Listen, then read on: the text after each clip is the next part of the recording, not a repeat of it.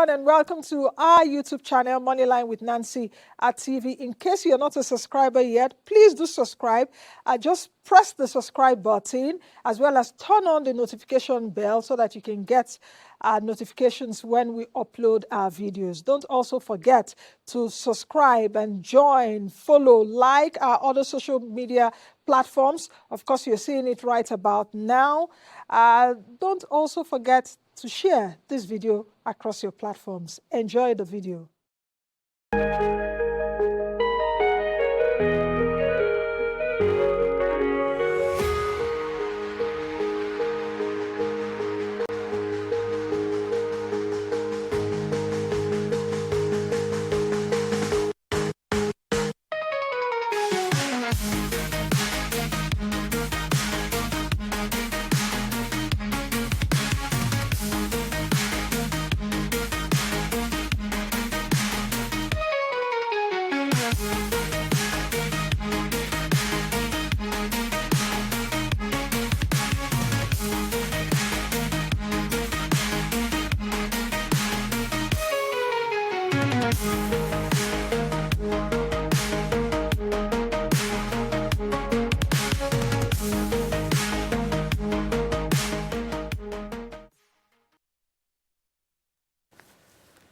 All right, welcome back. The Commissioner for Budget and Economic Planning is joining me right here, Chiamaka Nnake, to tell us what Anambra did right. Welcome, Chiamaka. Good to have you on the program. Thank you so much. I'm happy to be here as well. Yes, fantastic. So Anambra topped the 2025 State of States report. I see you're smiling from cheek to cheek. Yes, at least proud moment. It's a proud moment. Yes. Okay. What were the key drivers behind that performance? So let me start off saying, if you check 2024, Anambra State came third. So now we are number one. So it's not just that we came from nowhere. So there has been some deliberate efforts towards actually improving the Anambra State fiscal ecosystem. I think from 2022 when the governor came in and where we are now kind of gives some maybe credit or credit to some efforts that we have put in. He has put in, the governor, Professor Charles Kuma Soludo. So if you check the State of State report, it's basically just mentioning efficiency, right? How efficient is each of the governments across states, the fiscal space in each of the states. First, it measures the IGR. Has the state, how was the state doing around their IGR? So Anambra State has consistently grew up. From the time we took over, we've doubled the IGR, I must say. So we're not where we need to be, but we have made significant progress. And also that all showed. I think also the operating cost cover, how much of your interest, how much of your IGR cover or pure interest. Yeah, we are not there yet. Of course, we have also made a lot of progress. We have how much of your investments are towards capital projects. Anambra State has consistently done above 70%. So meaning that 70%. Capital expenditure. Yes, capital expenditure. That means 70% of our budget is channeled towards capital projects. So that's in budget, and we also try to stick to that in actuals, right? And also, at least from 2025, we did 75%. That means it's 75% of the amount to spend in 2024 fiscal year was towards capital projects. And also, how much of the sustainability, debt sustainability, and then how much of your total recurrent expenditure is covered from your recurrent revenue. So it kind of shows efficiency, right? That's what I think in Anambra State, what we focus on is value for money, doing more with less. That's something everybody in the government could resonate with, because that's what we say and what the ideology of government is. So I'll say it comes down to the efficiency. Of course, careful spending, asking where are we investing and what for. right? Where do we allocate the funds? And of course, the governor will say, what would we tell Anambra people that we're using their money for? So tangible results and impact is what drives the fiscal space in Anambra State. So you talked about the IGR also increasing. I've looked at all the data. I think you have over 25 billion IGR, if I'm not mistaken. Currently 43. 43? Yes, billion. Okay, for currently. Yes. Okay, so at the time this report was done, it was around that. The total for 2020, the total for 2024 is 43. Okay, 43. But so far for Q3, as at 2025, we've crossed 40. Oh, you've crossed 40. Okay. Yes. The question I want to ask is, how did you get that? How did you get to 40-something billion in terms of IGR? Anambra State is, of course, a state that is well known for commerce. You have commercial centers, the Newis, the Onichas, and you have big businessmen. Yet some of these big businessmen do not want to formalize their businesses. You understand what I mean? They don't want to move. So is it the same people, and you have a lot of small businesses there? Are you taxing them out of, out of their businesses? First, let's start with saying paying of tax is a statutory responsibility of everybody doing business in Nigeria. So, but around what we've done, so there has been, of course, Anambra State is majorly an informal economy, has an informal economy. But what we're even saying, from what you're saying, we haven't even done enough compared to Anambra State's size of the economy. Yes. So because it's informal, so the difficulty in collection is one of the major challenges we face. So what we have done, so we have, there has been a lot of reform around our revenue service to improve collection. Not just even collecting, but also trying to expand the tax net. Getting a lot of people, how do we formalize businesses, direct assessment, how do we, also because of, there is an improved education. And also I think something that has also helped is the visible impact that people are seeing. So people can directly trace their payment, their tax payment to actual output. So people saying, oh, I can now see what my money is being used for. So I think that has also improved people's, maybe the tax payment in the state. So yes, there is a reform going on. We are not there yet, like I keep emphasizing, but we've introduced technology to improve collection. We are expanding the tax bracket. There is a whole lot of ongoing education on tax payment and on helping people understand that tax is a statutory obligation. If everybody has to pay just little of what they're supposed to, I think that will help with at least, and also help in the total bucket, and then that translates to actual development. So I think majorly the improvement can also be traced to visible, very visible development happening in the state. So people are more attuned to payment of tax and not just giving it, cannot account, government cannot account for what their funds are being used for. What ratio does your IGR take in terms of your total revenue? What ratio, since you said now it has increased to over 40 billion naira, how much of it, what's the percentage, in terms of total revenue that you get? So of course, it's still quite paltry. Currently, our total revenue is less than 20% to the total revenue. The FAC still accounts for major part of it. Cool. But what we are looking at is the target is at least to cover our operating costs. Right. So your IGR covers your operating costs? No, we are not there yet, but okay. That's what the target is. Yes, because that's also, okay, because the elections are just in a few days. So. No, we are. That's what the reform is. Of course, we cannot extend to capital project because we will even need to go external if you need to develop and invest. But what we are using as a yardstick for the progress we are making is to say, we want to say, yes, we have achieved something significantly if we are going to use our, if our current our IGR can comfortably cover recurrent cost, recurrent expenditure, yes. What size of private sector collaboration do you have in terms of capital investments in Anambra State? Because there's one thing for the government to be heavy, government-heavy state, yes, as it were. Yet there's a contrast, there's a paradox that Anambra is a commercial, should be a commercial state. So what percentage of private sector inclusion are we seeing there? How many new investments have come into Anambra State since let me say, in the last 2 years or so? Okay, Anambra State is mostly driven by commerce. So I would say that we usually will say, based on numbers, that the government contribution to Anambra State GDP should be less than 2%. So the funds in Anambra State is in the hands of the private sector. The only concern we have in Anambra State is the structure, which is where we're going towards education, how to formalize businesses. Every part of Anambra currently has, I think Anambra sector, Anambra State as a whole, I think we have over different active sectors. And of course, what the government has done is towards ensuring that businesses thrive. Currently, Anambra State is number one state in the whole of starting ease of doing business.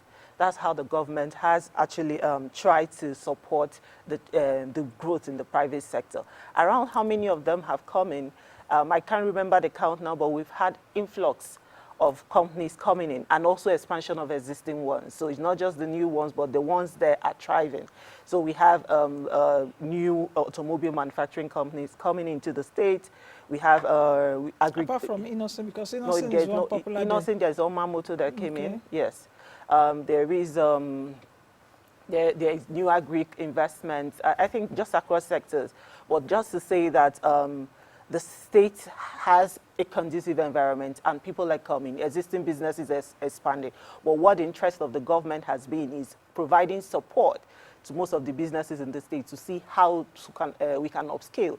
You know, what recent conversations have been, yes, we have a lot of small businesses, MSMEs, but of course, let's work MSMEs towards transitioning, right? You cannot remain a small business all the while. How can we support you to move from being small? Can we have a target just so your business can move, see how we can strategically support you to move from being a small business to being a medium business and being a large business? So this is actually the support the state is currently providing.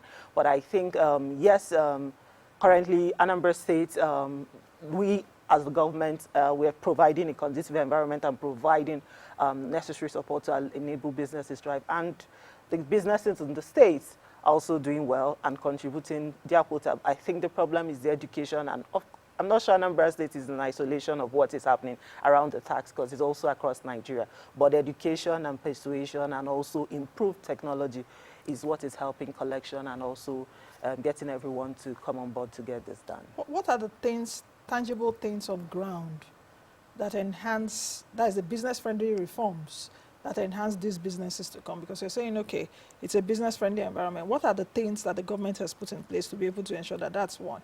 Then number two is the insecurity. The Monday sit at home, you know. Okay, I don't know. It's, for me, it's a sad thing that for these numbers of years, we've not been able to solve that. And it's happening in the South. It's not just Anambra, where commerce is deep. Dominant. Yes, it's dominant. So, like we discussed, you've not been to Anambra State in a while, but a lot has improved. People are going about their business. That, I won't say it's totally over. There are some places, maybe they've, of course, gotten used to staying at home on Monday. What I'm not sure is that there's anything preventing them, because security has improved significantly.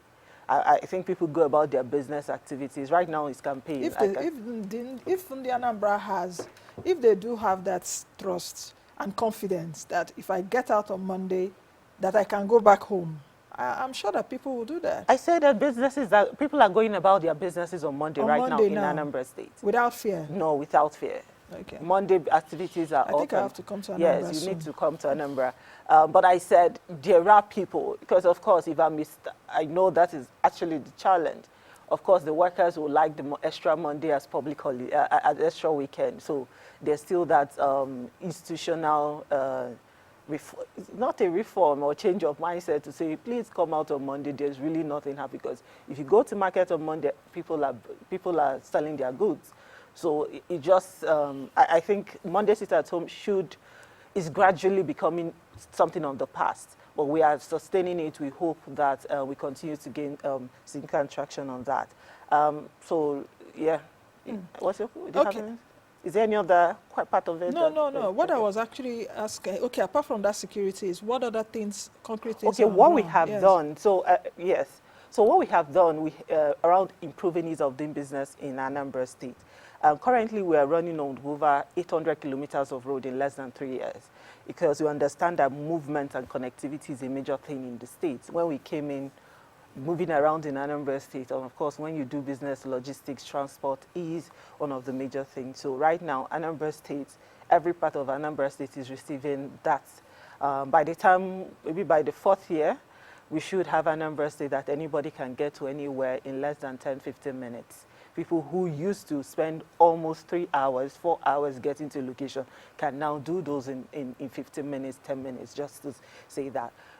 Right of way, so we have currently a huge investment in fiber at zero cost. So we're currently doing a free right of way. So companies are coming to invest in free internet. Yes, okay.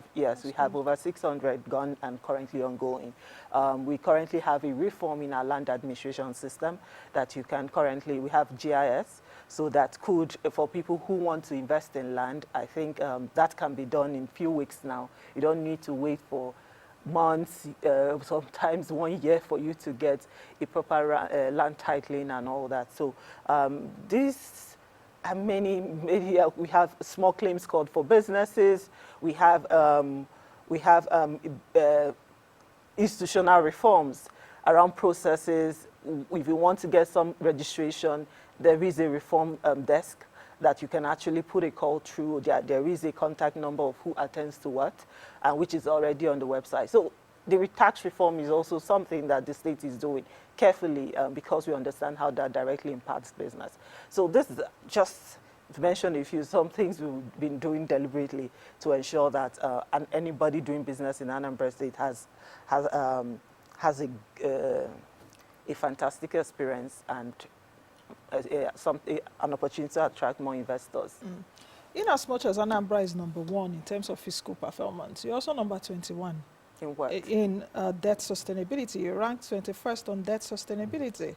Your debt stock is around 187 billion. What does it really say? That's as at December 31 yes, of last year. You are also ranked as 16th most indebted state. So that, of course. So how are you managing? So when you see the debt, part you need to see again is the servicing. I think the service cost is less than 1%. Okay. Yes, and of course, when there's debt, is a historical debt, you won't just wish it away. You have to plan a way to pay it down. But what you might see is there's for all the things we've done in government so far, it's been done with little or no debt. So you've not borrowed to yes, do we all haven't this? borrowed to do anything so far in government. So what we're doing right now is actually just paying down. But when you see the debt service, you see that that is actually not hitting heavy on the state. It's less than 1% service rate. So it just shows that over time is something that if you check Q1 report, which we have, there has been significant reduction in that number. And that shows that it's something we are watching carefully. And of course,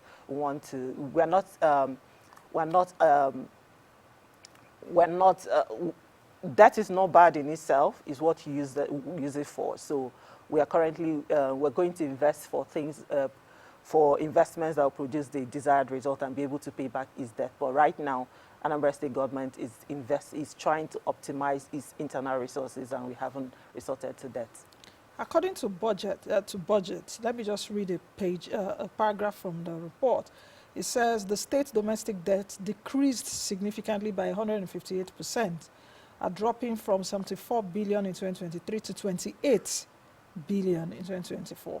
However, I did say here that Anambra's high foreign debt as a percentage of total debt is above the threshold. This increases its vulnerability to exchange rate fluctuations. The debt service obligations amounted to 2.66 billion in 2024, representing 6.19% of the state's IGR, but only 0.76% of total revenue of 351. Yes, rate, Yes. So how do you intend to do this? Because that exchange, I understand that perhaps some majority of the debt would have gotten when Naira was like 300 or 400 Naira to the dollar. Now we're seeing Naira at around 1,004, even though the Naira has been appreciating lately. So what do you have to say about that? It is an obligation, right? So you have to meet it. The only thing is that we don't accumulate again, or we're hedging, right? Especially, but I think right now we haven't borrowed. Well, for all the external debts, we've continuously tried to pay them down, the ones we met. So, but just to say, yes, it's an obligation. The exchange rate is not something we can control. If it wasn't hedged, then we have the obligation to pay. The next is what do we do going forward from there, right? Do we need external debt? Is the fiscal space, the macroeconomic environment giving us some level of stability to resort to an external debt, and at what cost? So where we are now is how do we move? If we need to borrow, where do we borrow from? But so far, so good. Is an obligation. We are paying them down. We are meeting the obligations. I think to say that, yes, it's already in the books, but is the servicing and also over time, how long are we able to, an accumulation of those debts. But then the case is, what do you do that for? What do you borrow for? If you borrow for production, perhaps the interest and the outcome of the investment could actually pay down what you've invested in. So, but yes, we met it is in the books, but the state will have to continue to pay it down. But I think he's also saying that Anambra State is one of the most efficient in servicing. That's around less than 1%. How worried is the government as to the over-reliance on FAC funds? Because what this report also clearly shows is that many states are relying on FAC as a result of the removal of subsidy and the exchange rates adjustments that we've seen. It's also very shocking and a bit sad for me also that if anything just happens by chance, and Governor Soludo, I know, understands this because as a former central bank governor, he does understand that if anything just happens, you know, there will be adjustment. So how worried is your government around this that, oh, enjoy the party while it lasts? Okay, yes, of course, I started off saying that, yes, we still have FAC as a major contributor to the state's revenue, but what we have also done is to ensure that I started off saying we have reform around our revenue space, so that we are sustaining. We actually think we should be doing nothing less than 200 million per year, so which, of course, we are working towards achieving. But I think, of course, we are not there yet. But we understand the need to ramp up collection, and also how we grow the economy to be able to make that is also one of the things we are considering. But yes, that is where we are now, but we are intentional about increasing the state. If we're able to have our operating cost cover, I think that would be a comfortable way to say, because that means your business can continue to run. The only part we're asking, how do we then make investment? So that's the target. So at least currently we are at operating cost of 71. I think we can easily cover that. We are currently at 40% revenue, at least as our Q3 this year. In fact, as our Q3 this year, we have covered the operating cost. But of course, by the remaining 3 months, we need to see where that number finally leaves us. People are not overburdening the businesses there. When operating costs. No, I mean in terms of IGR, in terms of your quest to get money. No, Anambra State at 40. Anambra State, I'm not sure.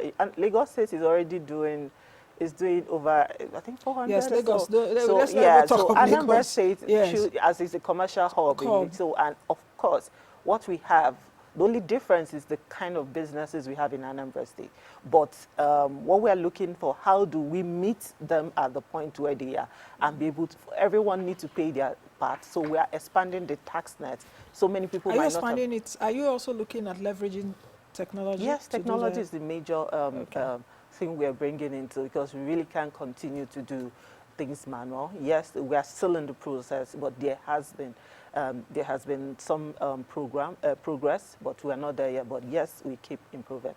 Beyond these numbers that we're talking about, and earlier on I did talk about it in my intro, that how are you converting this fiscal prudence? Because it's one thing that now, and I've taken it up with a few governors that I've spoken to. The last one was Nasarawa State governor, and they're like, it's not the way you people are looking at it, though. That's the explanation. But beyond that, how are you converting fiscal prudence into economic growth that touches people's lives? It's good to build roads and all of that, but also in this budget report, it was also clearly stated that no state in Nigeria spends like 20,000 naira per person on education. For health is even worse off. So how do you intend to touch the Anambra's lives, jobs, productivity, quality of services? Okay, thank you so much. I like this question and also come from an angle like usually, sometimes you just look at numbers and just try to end the conversation with the numbers. The numbers in itself might not be telling you in total the situation in the state. It's not that someone spends more. That doesn't translate to outcome. To value, Yeah? exactly. So currently in Anambra State, we are running free education from nursery school to JSS3. How quality? How quality? Yes. So I'm coming. Yes. So what we are currently doing is access first. So come into the school. Currently we have over 40% enrollment rate. That is from people who were not GSS. in school. Yes, from nursery school to GSS. to SS3. Sorry. Okay, to WIAC SS3. class. Yes, Okay. SS3. So what we're saying is, does the government pay WIAC fees? no, we don't pay WIAC, Okay. but of course you come to school, you don't have to pay a dime. So you don't have to pay tuition, but they do buy books. No, you don't have to pay. Okay, you buy your books, yes. Okay. You buy your books, but you don't pay tuition. Okay. So just come to school. So right now we have an influx for those who were not able to go to school because of school fees, to now even people in private school who are struggling. So everybody is now in school. That's what we have done is access. What we are doing now is quality. We came in, we have recruited 8,115 teachers. Yes, Anambra State have done that, has done that. So we recruited 8,115 teachers just to ensure that every school, every class, every course have the required teacher to teach that. We are training the teachers. We are also piloting, right? This has been ongoing. We are piloting smart schools. How do we use technology to enhance learning and teaching, right? We have currently 22 pilot schools that are completed. There's a whole lot happening. Of course, that is actually improving learning because you're not just telling me, you're showing me. The teacher is not also trying. How about for health? For health, this education. You know why education and health are very important. Yes, I'll speak on health. I'm just on education. Yes. What we have also done is renovating schools because, of course, we come in, the environment needs to be conducive. This just many things we have done in education. In health, we're currently doing free delivery and free antenatal. So if a woman is pregnant now in Anambra State, you just need to walk into the hospital every single day until you put to bed. Even cesarean section is free, right, in Anambra State. That is ensuring quality. So we currently have zero mortality in the hospital. We have a renovate and equip one primary healthcare project in the state. From 2024, the project started and is almost concluding right now that every primary healthcare in Nigeria, in Anambra State, is renovated, equipped, conducive for treatment. And what we have also done, of course, we ensure that there is a secondary care facility in every local government. And then what we did, because of course the limited human capital in the state and in Nigeria. So what we have done is we introduced telemedicine. So once you are in a hospital, in a primary hospital anywhere, you have access to a doctor who is connected to the secondary facility. So you can have access to doctors for any health. Okay. So we have done quite a lot. Of course, if I have to mention, we have trauma center. There's a whole lot of investment. We built hospitals in local government that in any local government. So the target is one, at least general hospital per local government. So we completed 5 now for local governments that never had one. Okay. So that is so many. And of course, I don't know if you followed, there's currently healthcare challenge going on among states. Last year, Anambra State won the national prize for primary healthcare challenge, where I think we won the best for Southeast and then won the best in Nigeria. We got $1,200. It was a Bill and Melinda Gates competition around the investments in this public good. Yeah. So, Commissioner, I think we'll have to leave it at that for now. Thank you very much for joining me on today's edition of the program. Thank you. And I hope that, at least because you're #1 best performing nationally, but there are also other places you lagged. Yes, now just like I mentioned. So I hope that for 2026 report that it will be better. And also one thing I want to say, it's nice now you are #1. States are saying, fantastic. Yes. I hope that when a bad report comes too, the government will not say, oh no, you begin to correct. Once there's a bad report, we usually assess it because we want to know where we did wrong. But if we notice that there's an obvious mistake, or obvious misrepresentation and misinterpretation, trust us to really go back to say, no, there has been missing represented. Okay. But everything has been done well and good, and is our position. We accept it and do better. Okay, thank you Yes. very much, Commissioner. All right, that's the Chiamaka Nnake, the Commissioner for Budget and Economic Planning of Anambra State, talking about the State of State's report, Eye on Anambra. Let's take a quick break now. When we come back, we'll move to another important conversation, the promotion of value-added exports in Nigeria. Do stay.